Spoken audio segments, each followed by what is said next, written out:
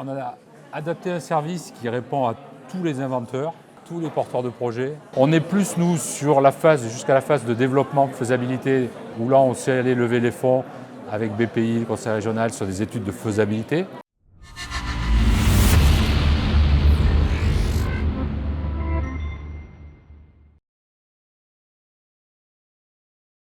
Michel Poliac, bonjour. Bonjour. Alors, vous êtes là parce que vous représentez la Chambre de métier de Nouvelle-Aquitaine. Tout à fait. Et vous avez développé un service destiné principalement au monde de l'innovation. Alors, on a adapté un service qui répond à tous les inventeurs, tous les porteurs de projets, pourvu qu'ils soient moins de 10 salariés. C'est-à-dire que ça s'adresse aussi bien à des particuliers, des salariés, des étudiants et des petites entreprises, donc des TPE de moins de 10. Okay. C'est un projet qui est porté par le Conseil régional, Réseau Chambre de métiers et Transtech.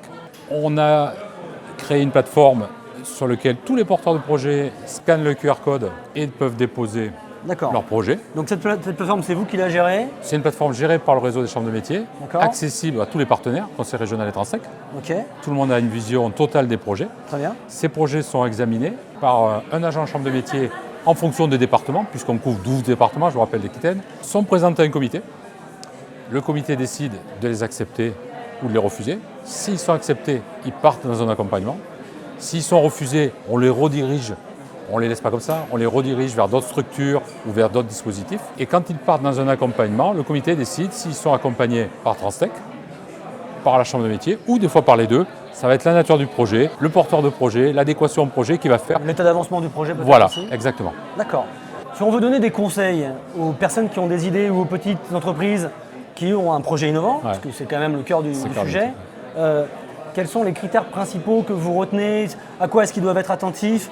J'ai vu, je ne sais pas si c'est secret, mais j'ai vu que vous aviez un nombre de critères assez conséquent. Comment vous triez tout ça? Quand un porteur de projet rentre dans le dispositif d'accompagnement, on va essayer de ne pas brûler les étapes. Donc on va regarder où il en est. On va regarder s'il en est justement dans une phase plutôt d'exploration, le concept n'est pas encore tout à fait défini. D'accord. Donc là, on va faire ce qu'on appelle une preuve de concept. D'accord, donc on peut vraiment arriver avec une idée. Une idée, oui. C'est super. Et après, on va aller, première étape, ça va être la preuve de concept, faire un POC, ce qu'on appelle généralement. À partir de là, on va l'accompagner dans la faisabilité, c'est-à-dire regarder tout ce que faisabilité, évaluation de son projet.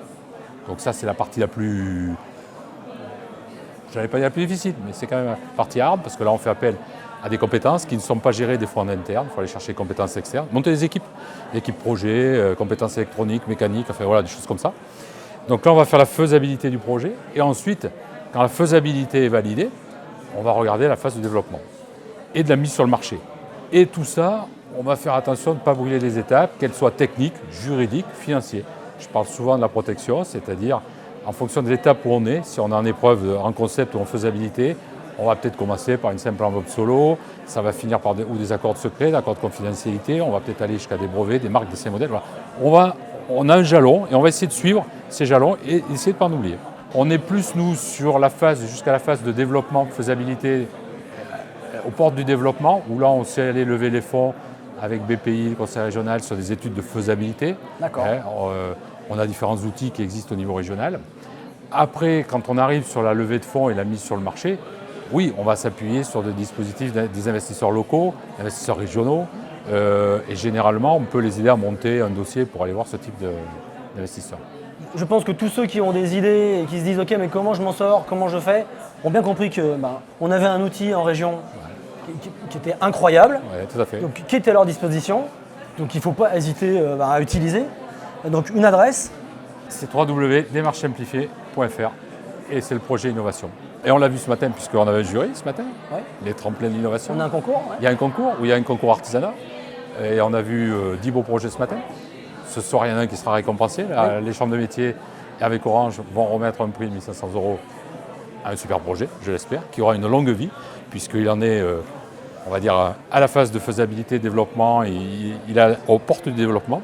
Et on espère, en lui donnant ce tremplin, un beau développement. Lui donner l'élan qu'il lui faut pour aller sur la Lune. Et on lui souhaite aussi. Merci beaucoup. Merci. Et à très bientôt sur Inventif.